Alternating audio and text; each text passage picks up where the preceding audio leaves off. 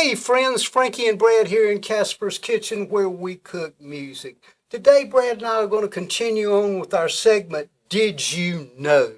Today we're going to talk about the 1970s progression in guitar, and we're going to put this in two parts. And we're going to start off by a guy who was around in the both late 60s and the 70s, a guy from 10 years after Alvin Lee.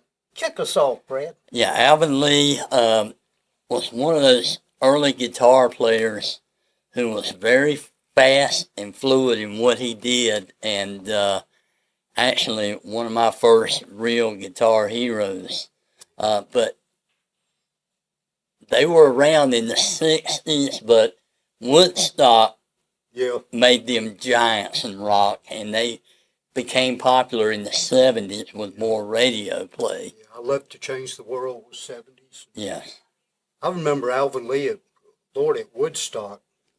The speed, I mean, he's like a Dave Mustang on steroids. He was just so fast, just amazingly fast. Yeah, he was definitely an early innovator. Not many guys were as fast as he was.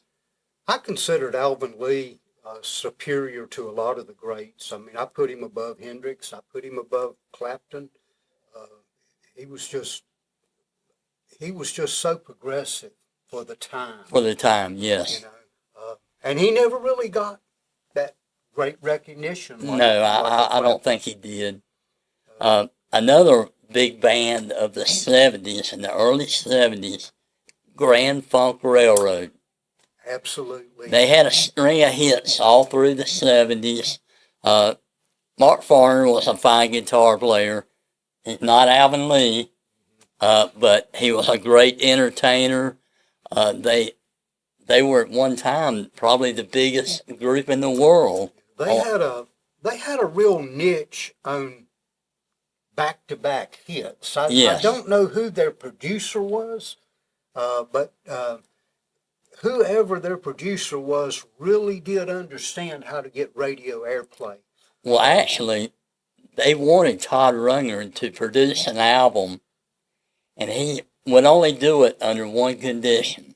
And what was that? And that was to record a song he wanted them to record, The Locomotion, which became their first #1 hit. Wow. And from what I've read, Mark Farner didn't want to do that song. But Todd Rundgren, he knew what a hit that would be. Rundgren is one of the greatest producers in the history of rock and roll. I mean, we could do a segment on Todd Rundgren, on just the people he's produced. Yeah, numerous people. Todd Rundgren to me is one of three musicians. Paul McCartney being one. The guy from ELO, Jeff Lynne. Mm-hmm. Those three guys can record a whole album with nobody but themselves and make it sound good. That's true. All three are multi-talented. That is very true. Robin Trower, that's somebody we grew up listening to. Very hard technical stuff to master. Yeah, the first time I heard Trower was in a record store, and I thought, oh, there's a Hendrix album I haven't heard. And it was Robin Trower, and I found out later that he contacted Jimi Hendrix's guitar tech to find out what Hendrix used and what he had everything set at to get that sound. Wow, it's amazing. Who did he play? What was it, Procol Harum? Procol Harum, who were mainly a keyboard band. Mm-hmm. He was awesome. Just awesome. And still playing today. Yep. Humble Pie, that's going back. Yeah, the early 70s, Peter Frampton, they were just a throwback to the old rock and roll. They did a lot of older type songs. Their finale was always, I Don't Need No Doctor.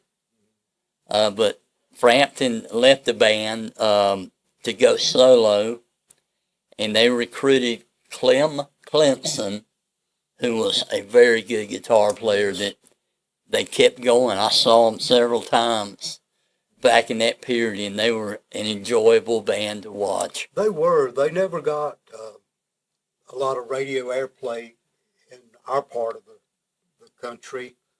They were an FM, more of an FM band. Right. Now, their singer, Steve Marriott, played with the Small Faces. I did not know. He was actually the singer, Itchy Park. You remember that song? I do. He was the singer on that song. Wow. So he went on to form Humble Pie with Peter Frampton, and the rest is history. I'm going to mention a band I'm going to throw out there, and I know this band is among your favorite. Growing up, huge band, Yes. Oh, yeah. Steve Howe on guitar. Tell us what you know about Yes. I've seen them several times, I think 5 in total. I saw them right after the Yes album came out. They were the first group that literally blew my mind. They were so good, so tight.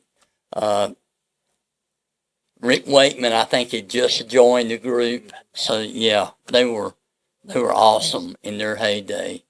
Steve Howe, he is, like a John Petrucci or a Steve Vai. He had kind of a rock jazz style that was different. Very unusual, very unorthodox player. He was, I don't know whether he was self-taught or he just created his own style. He was unusual. He was very creative, and I think of all the times I ever saw them, I only saw him do one song where he actually went off script, where he just jammed. They were pretty much like the record, and they did sound like the record. That's interesting you say that. I was actually watching, they did a documentary several years back. It's not been that long ago, and the band members were sitting around discussing how back in the day they would argue for 2 hours on whether to use an F sharp or an F7. And I'm like, come on, give me a break, guys. But I guess they were just so much further up the, in the musical theory than the average person. But they were perfectionists. And they actually did all original, but they did cover a Simon and Garfunkel song, America, which I love. I mean, I've actually heard Paul Simon say that he was that was one of his favorite versions, which was kind of surprising because it was totally different from his. Totally different. And then you have David Bowie.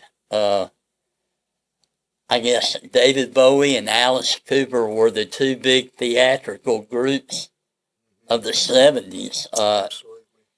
And they were both kind of different.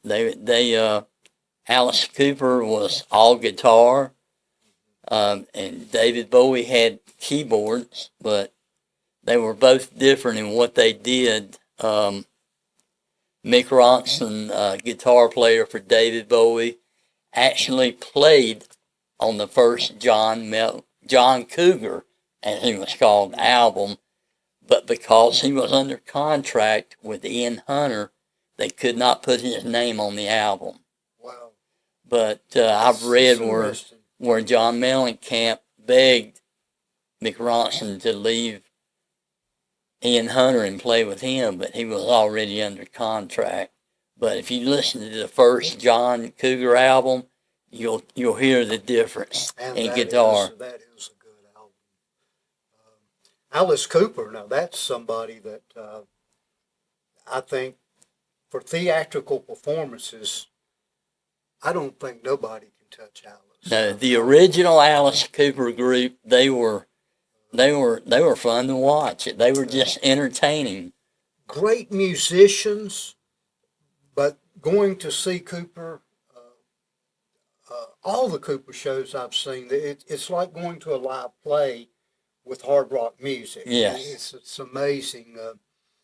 But like you said, all of his early acts had a theme. Yes. So, you know, all the road shows were a theme.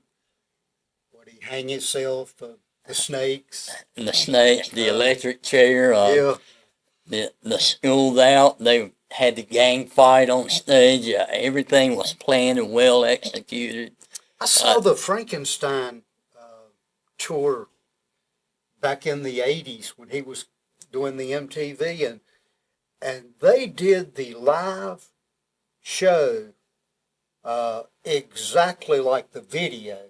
It showed him behind the curtains with the silhouette walking through at the entrance. I mean, it was exactly like the video, and they pulled that off tremendously. Incredible show. I don't remember who the guitar player was at that time. I know he played a neck to B.C. Rich Mockingbird, unusual guitar. But I do remember, and I saw Cooper several times in the early years, you know. I saw the hanging show. Right. And with the snake. But you never knew what to expect from Alice. He always was on the cutting edge, and he always, I know particularly in later years after his original band split, he hired some of the best musicians around. Oh, yeah. Some of the best that played with Alice Cooper. I mean, it just... You know, one of the early groups of the early 70s I saw live that I really enjoyed was the James Gang with Joe Walsh.